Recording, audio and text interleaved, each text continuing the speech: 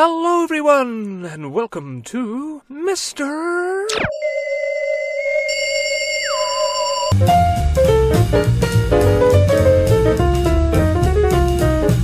This is Western Asia, and here is Azerbaijan. Now let's dig in, shall we? No one knows exactly who the most ancient Paleolithic peoples of Azerbaijan were, but this was where some of them lived, the Azokh cave, where someone's jaw, stone tools, and hunted animal bones were found. Skipping ahead to the 9th and 8th centuries BC, we see Azerbaijan home to two interesting peoples, the Caucasian Albanians and the Scythians. The Albanians, no relation to the ones of Europe, lived in the northeast. They later would become, like Armenia, an independent state amid mighty empires, with a capital at Kabbalah. Then there were the Scythians, a nomadic Iranian people who were mighty warriors and peerless horsemen who would end up ruling an immense slice of the world. As for Azerbaijan, it later came under the rule of another Iranian people, the Medes. Then another Iranian people, the Persians, having the honor of being personally invaded by Cyrus himself. Persian culture would leave a permanent stamp on Azerbaijan. As for the country's name, well, the Persians ruled their giant empire by dividing it up into a patchwork of provinces called satrapies, ruled over by satraps or governors, sort of like a lot of local governments under a main federal one. The satrapy Atropateni, named for the ruler Aturpat, would give its name to Azerbaijan. Aturpat actually became buddies with Alexander the Great after he conquered Persia. So time passed and Azerbaijan came under the rule of another Iranian people, the Parthians, famous for their long rivalry with Rome. Christianity became the official religion of Caucasian Albania, and Iranian rule in the south continued with the Sasanians. Then, in the 7th century, the Arabs invaded, bringing Islam, and ruled for several centuries with their various caliphates. Then another Iranian dynasty ruled them. Then another. The Rus invaded, took some loot. Then the 1000s saw Turkic tribes invade from Central Asia. The Turks were not simply looking for some quick cash. They planned to stay. And they did. And to this day, the language of Azerbaijan is a Turkish one. Now, the rough and rugged Turkic conquerors did not have much of a culture themselves, so they adopted Persian customs and promoted Persian art, architecture, literature, and so on. Some of the greatest poets in the Persian language were from Azerbaijan, such as Kakani and Nizami Ganjavi. The 1200s saw the Mongols invade, slaughter, pillage, and destroy whole cities. The region soon fell under the rule of Ogode Khan, son of Genghis Khan. So horrific was the damage, some regions like Shirvan took 100 years to recover. The rulers of Shirvan, the Shirvanshahs, did their best to keep the land intact and functioning as invaders poured in to tear it down, and when given the chance, really built some beautiful buildings, like this palace in Baku. Poor Azerbaijan was then invaded by the Turkic Mongol conqueror Tamerlane, who made a horrible mess. Then the Safavid Persians invaded and took over. The Sunni Muslims were forced to become Shia Muslims, and when they objected, the Persians sat down with them and had a polite talk over a cup of tea. No, just kidding, they killed them. Wars continued. The early 1700s saw Ottoman and Russian invasions, and while leaders like Nadir Shah and Aga Muhammad reinforced Persian rule in the region, the Persian grip was slipping and Russia was too strong to stop. After 2 wars, Imperial Russia gained the Caucasus and Azerbaijan. Russian rule brought many challenges and grievances, but Azerbaijan's economy went way up with Russians taking charge of trade and, most importantly, oil. Industrialization skyrocketed in the latter 19th century after the government's monopoly on oil was abolished and the public was free to get a piece of the oily pie. Baku's population grew from 14,000 to 200,000, and trade went quicker once railways were built in the 1880s. Baku became multicultural and divided and angry. Russians were in charge, Armenians were the administrators, Muslims the disgruntled laborers, and foreigners were everywhere. Azeris felt the Russians gave preferential treatment to Armenians, and after economic depression hit, they started killing each other, leaving thousands dead. Calls for Azerbaijan's independence grew louder after the Tsar was overthrown by the communists in Russia, and the fragile stability of the country snapped like a dry twig. The Baku Armenians had been freaking out over the news of Armenians being slaughtered next door in the Ottoman Empire, and now that the Russians weren't here to protect them, and there was chaos, riots, and Bolsheviks, they lashed out in fear and rage, and thousands of Azeris were killed in the March days. A few months later, the Ottoman Islamic Army of the Caucasus entered Baku and killed the Armenians anyway. Azerbaijan was declared a country that same year, but in 1920 the Russians returned and retook the land, leaving thousands of Azeris dead. Azerbaijan became a part of the Soviet Union, and hell returned in the 1930s with the Great Purge under Joseph Stalin, when untold numbers of suspected enemies of the state were gotten rid of, including this Azeri poet, executed in 1938.